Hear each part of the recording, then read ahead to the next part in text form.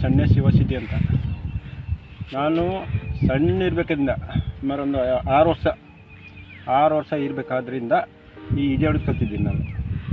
ಅದರ ನಂತರ ಈಜಾಡೋದು ಕಲ್ತು ಕಡೆಗೆ ಅಷ್ಟೇ ಈ 10 ವರ್ಷದ ಇತ್ಲಾಗೆ ಈ ಡೆಡ್ ಬಾಡಿ ಆಗಲಿ ಅಥವಾ ಎಲ್ಲರೂ ಗಾಡಿ ಎಲ್ಲರೂ ಹೊಳೆಯಲ್ಲಿ ಬಿದ್ದರೆ ಅದು ಎಬ್ಸೋದಾಗಲಿ, ಅದೆಲ್ಲ ಕೆಳಗಡೆ ಹೋಗಿ ಡೀಪ್ನಲ್ಲಿ ಹೋಗಿ ಒಂದು 30, 35 ಅಥವಾ 40, 50 ಫೀಟ್ವರೆಗೆ ಹೋಗಿ ಅದು ರೋಪ್ ಅಂತ ಹೇಳ್ತೀವಿ ನಾವು.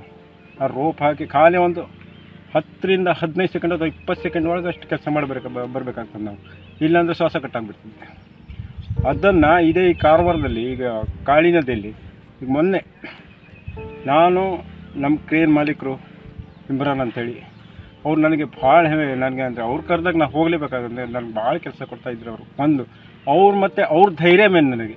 ನಮ್ಮ ಕ್ರೇನ್ ಮಾಲೀಕರವ್ರದ್ದು ಇವರು ಇಮ್ರಾನ್ ಅವ್ರದ್ದು ಮೇನ್ ಅವ್ರದ್ದೇ ಧೈರ್ಯ ನನಗೆ. ಇಳಿಯಪ್ಪ ಏನು ತೊಂದರೆ ಇಲ್ಲ ಅಂತ ಹೇಳಿದ್ರೆ ಇಳಿದು ಬಿಡೋದು ನಾವು, ಅಂದರೆ ಅವ್ರದ್ದೇ ಧೈರ್ಯ ನಮಗೆ. ಅವ್ರು ಇಳಿಯೋದು ಬೇಡ ಅಂದರೆ ಆ ಡಿಪಿಗೆ ನಾವು ಇಳಿಯಲ್ಲ. ಅಂದರೆ ನಮ್ಮ ಕ್ರೇನ್ ಮಾಲೀಕರೇ ಹಂಗಿದ್ದಾರೆ ಅವರು.